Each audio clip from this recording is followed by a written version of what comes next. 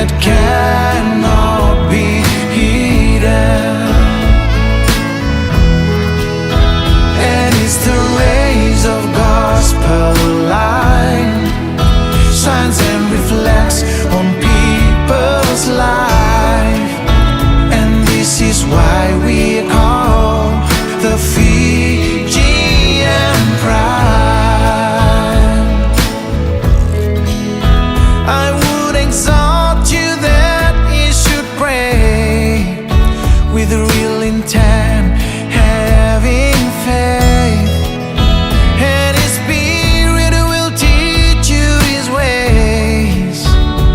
Only if ye have the desire to live this way.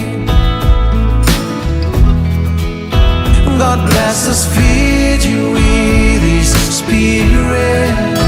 It makes a wonderful nation, and we will stand as a light that cannot be hidden.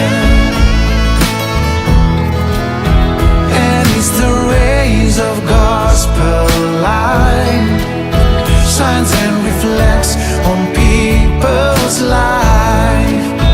And this is why we call the Fijian pride.